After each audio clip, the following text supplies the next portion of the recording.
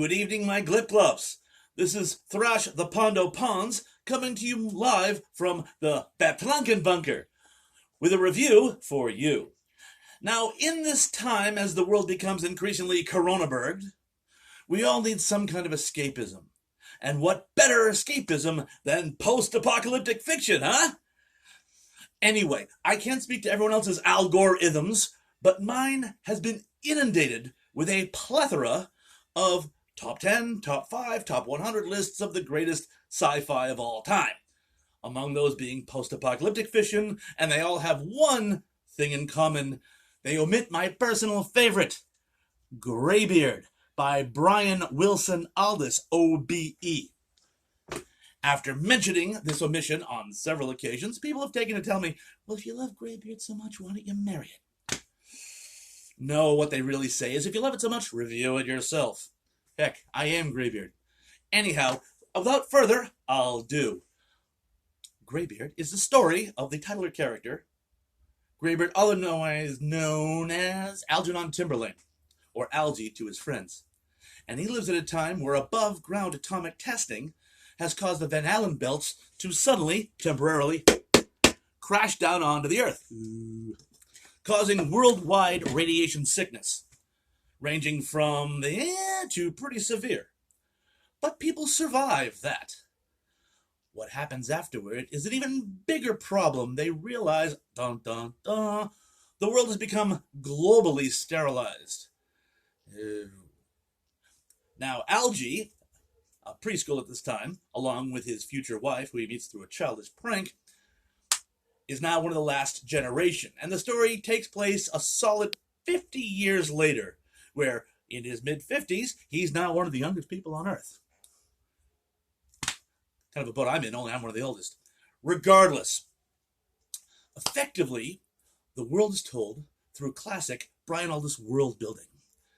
Effectively, what happens is he goes out on the road through an organization he comes to work for. It's a worldwide organization with the funniest abbreviation of all time. I'll let you figure that out yourself. But what they do is they provide you with an armored car and a bunch of recording equipment, and you go around and you basically record the decline of the world for posterity, whatever posterity that may be. For those of my Walking Dead fans out there, the character Althea, regardless, is, I'm sure, at least loosely based on his character and his exploits. But it's actually told through a series of flashbacks, which gives us a true depiction of what this world is like. I mean, originally, the people of the world try to get by as best they can. The first people hit are the ones who make biblical stories for kids. They kind of go out of business early. Later on, it's the music industry as they focus on teenagers. And ultimately, the world devolves into total war. Our buddy Algie is a conscience objector. So he joins what he thinks is an organization very similar to the Red Cross, something called the Infantop Corps. Now, their job is to go into war-torn countries and try to rescue children from the fighting, the handful that is still being born.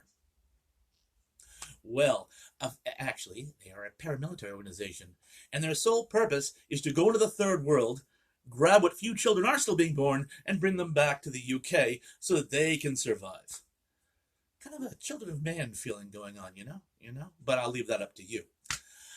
And again, in typical Brian Aldiss fashion, for those of you familiar with him, there's wonderful world building going on. Some wonderful characters kind of flesh things out. There's a charlatan and grifter named Buddy Jingajangalo, who Algie runs across once or twice, and they cross paths, you could say. There's an early form of a shock comic, a guy by the name of Dusty Dykes, who has some shenanigans going on with Algie's wife, which are really kind of grim. I must warn people before they read it, this was written in the early-ish mid-60s. Political correctness hadn't quite taken hold.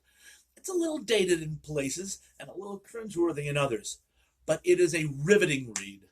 It's told through a series of flashbacks where you see the world sort of devolve into this basically middle-aged brigandism. But believe it or not, there is hope. There's a little postscript at the end where Algie and his wife Martha come up with a theory that things may not be as bleak as they appear to be. And that's a message we can all dance to these days.